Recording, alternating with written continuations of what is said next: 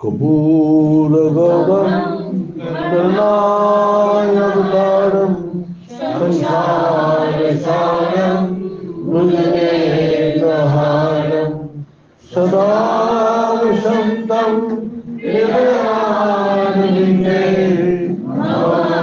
नमामि सहितं नमामि तमेव माता च पिता त्वमेव त्वमेव बन्धुश्च सखा त्वमेव त्वमेव पिता त्वमेव त्वमेव त्वमेव सर्वं मम देवदेव ॐ पूर्णमदः पूर्णमिदं पूर्णात् पूर्णमुदच्यते पूर्णस्य पूर्णमादाय पूर्णमेवावशिष्यते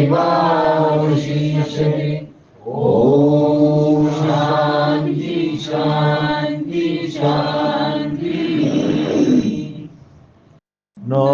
नारायण हरि ओम नारायण हरि ओम शिव शिव ओम हर हर ओम शिव शिव ओम हर हर ओम नारायण हरि ओम नारायण हरि ओम परमात्मा अंतर्यामी परमात्मा अंतर्यामी परमात्मा अंतर्यामी परमात्मा अंतर्यामी नारायण हरि ओम नारायण हरि ओम शिव शिव ओम हर हर ओम शिव शिव ओम हर हर ओम नारायण हरि ओम नारायण हरि ओम नारायण हरि ओम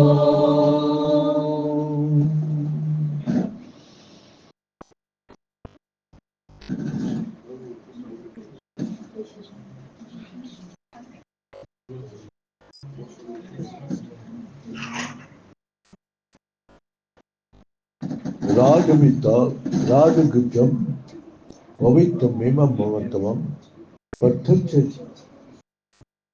प्रत्यक्षगमं धर्मं शुष्कं कर्तुम् उपाय। इस संसार में हम लोग आदि अंत का किसी का बारे में भी नहीं जानते। तो कहां से आया, क्या करने आया और कहां जाना है, ये कुछ भी पता नहीं है।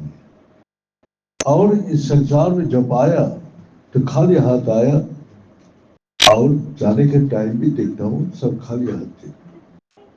तो यहाँ जो अपने धन संपत्ति विद्या बुद्धि जो भी किया वो तो सब इन्हें छोड़ के जाना पड़ेगा। क्या लेके जा सकते हैं? क्या ले जाए? यहाँ से जाने के टाइम क्या लेके जाएंगे?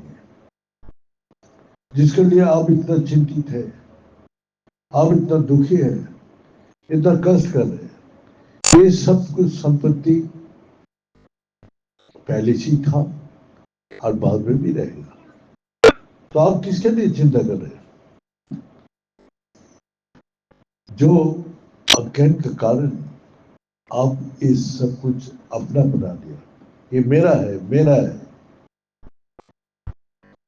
लेकिन इस संसार में जब छोड़ के चला जाती है तो मेरा बोल के सब कुछ यहीं रह जाता है। तो आप क्या ले जा सकते, वही आपको पता नहीं।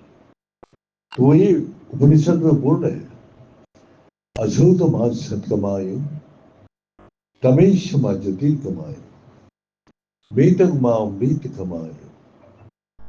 इस संसार का हर चीज का परिवर्तन हो रहा है और परिवर्तन ही झूठ है। झूठ कभी आपको शांति सुख आनंद दे नहीं सकते। ये तीन काल भी दुखदायक है, कष्टदायक है। तो आपने इस संसार का जो भी चीज लिया है, किसका लिए लिया है?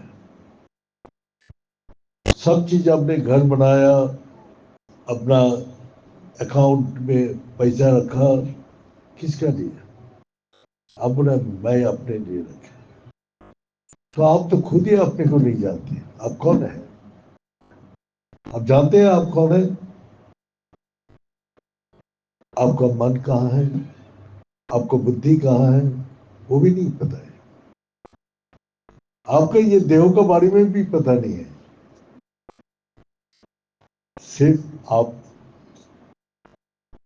इस संसार को भेद जान, जैसे बचपन में जन्म लिया, जन्म लेती उसको, बच्चे को बड़ा करती स्कूल भेज देते हैं।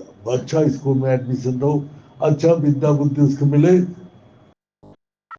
अच्छा नौकरी मिले, पैसे कमाए। पैसे किसी ने कमाते हैं?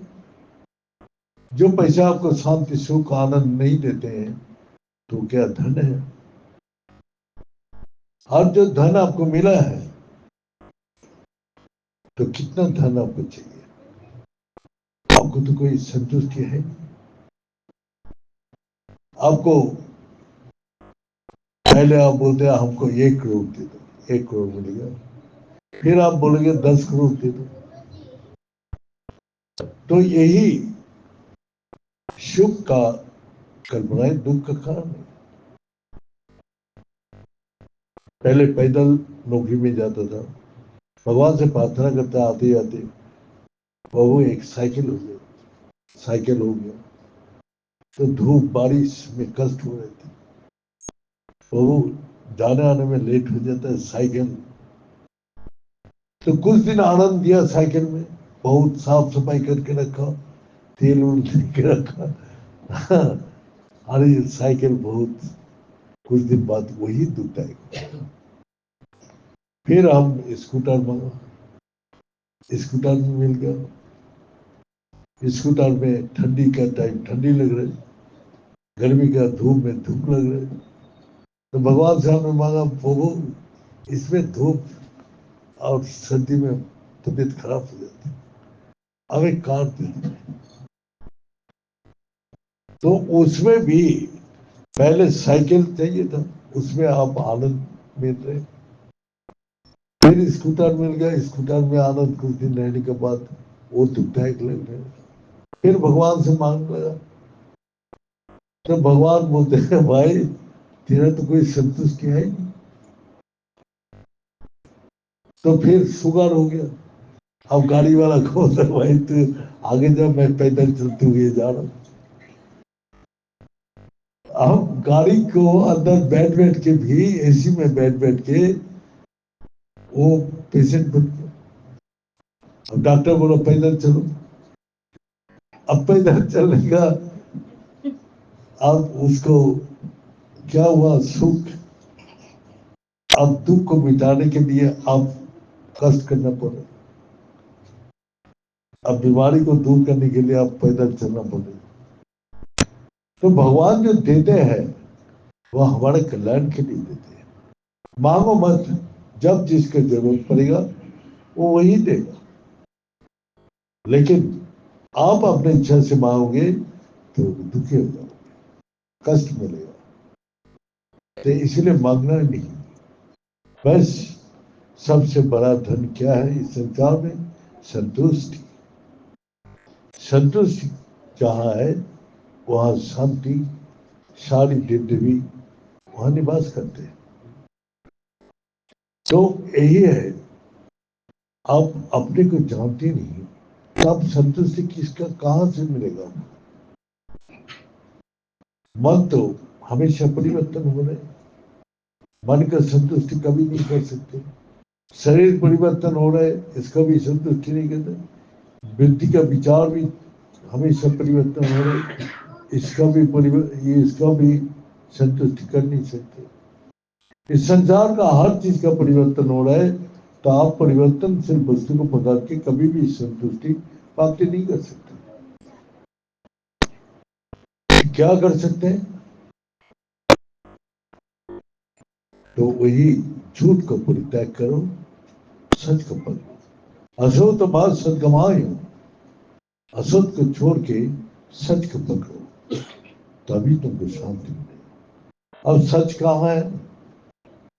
सारा दुनिया ही तो सच लगता है, सच का आपको दिखाई नहीं दे रहे। सच को आप ढूंढे तो आप झूठ का और सच का लक्षण क्या है? झूठ जो है वो हमेशा परिवर्तन होते रहते हैं और उसका एक नाम होता है, एक रूप होता है। सच और झूठ का इस परिवर्तन को आप रोक नहीं सकते। और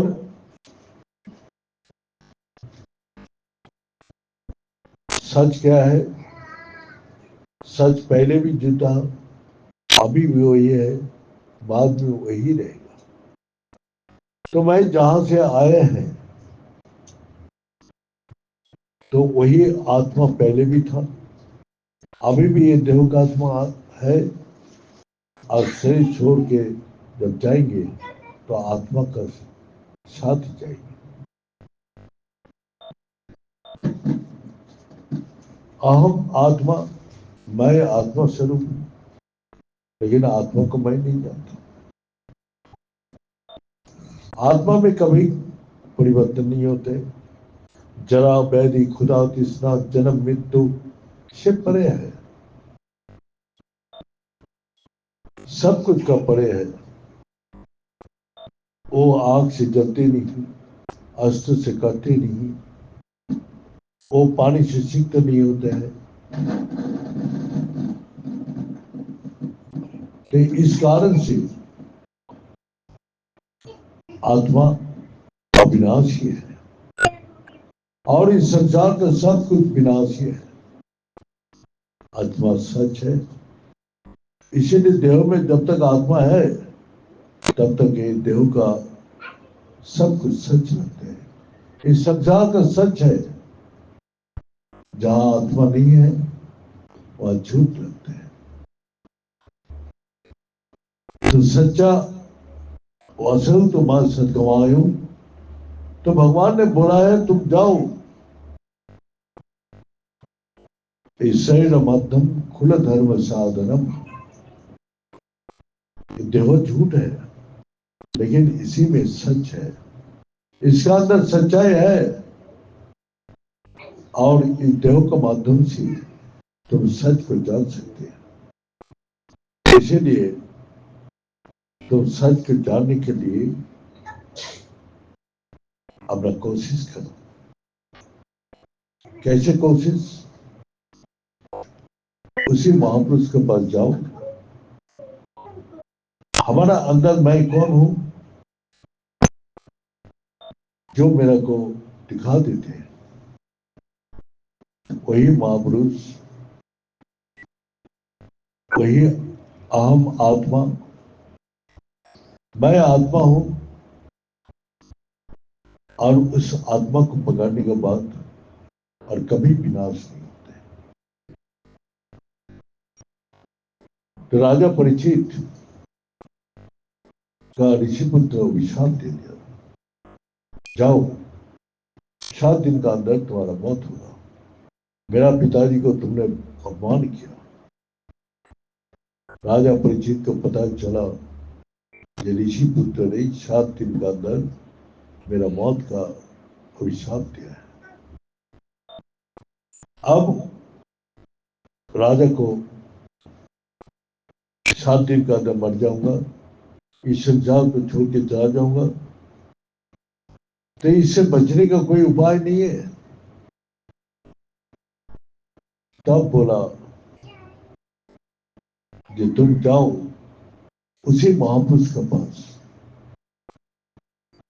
जो भगवत कथा सुनाए, जो आत्मा का कथा सुनाए।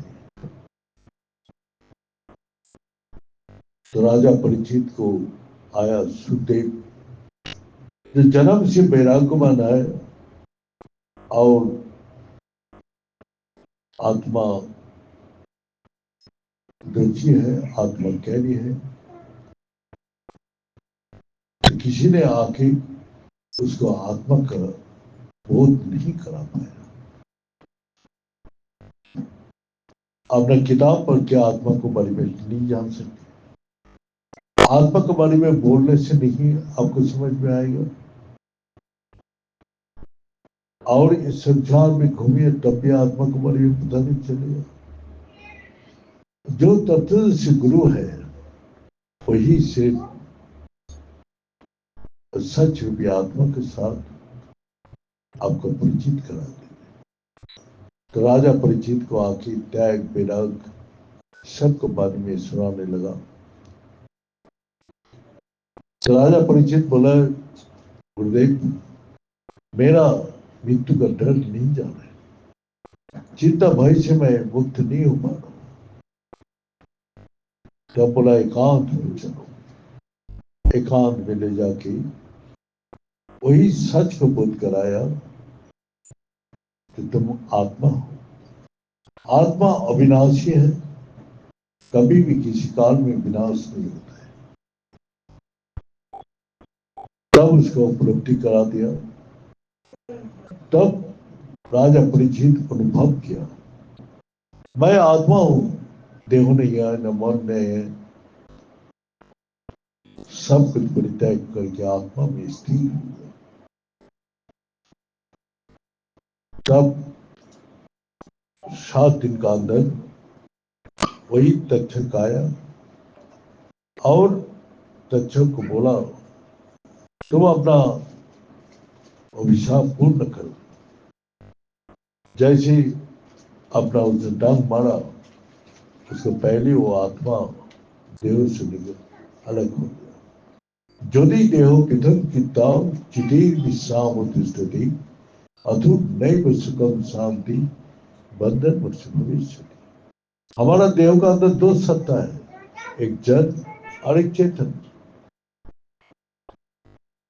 जड़ और चेतन जब अलग हो जाते हैं तो जड़ झूठ होता है और चेतन सच होता है। तो आत्मा चेतन स्वरूप है, इसीलिए आत्मा को पकड़ के राजा परीक्षित अपना तक्षक का जो हुंकार करने से शरीर जल के राख होगा, उसको कोई बोध ही नहीं करता है। तो इसीलिए हमारा अंदर वही आत्मा है जो लाखों करोड़ों दुख से हमको मुक्त करते हैं। लेकिन आत्मा को जानने का हमारा इच्छा ही नहीं होता है। हम इस संसार को पकड़ना चाहते हैं, संसार में सुखी होना चाहते हैं। भगवान तो पहले ही बोल दिया, अनित्यम और सुखम लोके। ये लोकी है, अनित्य, आज है कल नहीं भी रहेगा, हमेशा परिवर्तन होता है, परिस्थिति का परिवर्तन होगा। आज जो दुखी है आगे वो सुख का प्राप्ति होगा। और जो हमेशा का लिए सुख चाहते हैं, ये देह का अंदर 2 सत्ता है, उसका अलग कर दो। अलग कब होगा? चितिर विश्राम उत्तिष्ठति। तो ये मन बुद्धि चित्त जब स्थिर होता है तब ये दोनों अलग हो जाते हैं। और अधूर नैव सुखम शांति, हमेशा के लिए सुख शांति को प्राप्ति करते, बंधन मोक्ष भविष्य, न बंधन है न मुक्ति होने की जरूरत है। आत्मा सदा मुक्त है, कोई भी बंधन में बंधा नहीं है। इसलिए हम लोग का भगवान बोल दिया, असो तमा सतगमायु तमेश माध्यते। तमो माने अंधकार, अज्ञानता। अंधकार में अज्ञानता से वो हमको जान नहीं सकते। अंधकार में जैसे दिखाई नहीं देते हैं, अज्ञानी आदमी जैसे समझ में नहीं आते, तो इसको दूर करना पड़ेगा। कैसे? ज्योति कमाए, ज्योति माने प्रकाश। प्रकाश किसमें है? ज्ञान में प्रकाश है, लाइट में सब कुछ दिखाई। तो इसीलिए हमारा जीवन में अंधकार को दूर करने के लिए लाइट चाहिए। तो लाइट स्वरूप आत्मा है, जिसमें चैतन्य शक्ति है, जिससे हम देख रहे, बोल रहे, चल रहे, सब कुछ उसी में है। वो चैतन्य स्वरूप हमारा प्रकाश करके रखे। चैतन्य शक्ति निकाल जाए तो देहों में कोई प्रकाश नहीं रहे। तो वही प्रकाश हम लोग का जीवन का सारी दुख को, सारी अंधकार को, सारी अज्ञानता को दूर करके वो हमको ज्ञान देते हैं, वो जीवन में प्रकाश देते हैं। जो प्रकाश हमारा जीवन का आनंद और शांति सुख प्रदान करते हैं और मीतक मामूली तक और मरने का चिंता खत्म हो जाते हैं।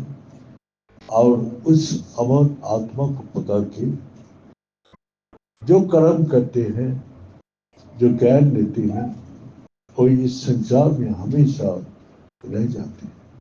वही महापुरुष का नाम आज भी है, तो चैतन्य महाप्रभु हो, या रामकृष्ण परमहंस जी हो, क्या सत्य साई बाबा हो, क्या वो सिद्धि साई बाबा, जो भी महापुरुष इस संसार में आए हैं, सब योग आत्म ज्ञान से अमर है। तो इसीलिए इस संसार से आप कर्म करके सदगति प्राप्ति कर सकते हैं और ज्ञान से आप अंधकार को दूर करके प्रकाश में जगत में जाते हैं, जहां शांति चिरनादि गच्छति, हमेशा के लिए शांति सुख आनंद की प्राप्ति करते हैं। ये बोल के अध्याय समाप्त करता हूँ। ओम पूर्णमद पूर्णमिदं पूर्णात् पूर्णमुदच्यते पूर्णस्य पूर्णमादाय पूर्णमेवावशिष्यते। ओम शांति शांति शांति। बोलिए सच्चे दरबार की, बोलिए सतगुरु भगवान की, बोलिए शंकर भगवान की, बोलिए माता जगदम्बे की, बोलिए भक्त बिंदु की, बोलिए संत बिंदु की, बोलिए सनातन धर्म की, बोलिए धर्म की। अधर्म का प्राणियों में विश्व का हर हर महादेव। ओम गुणाय पुण्यरूपाय गुणानंद प्रदायिने संसार सागर तराई संभवाय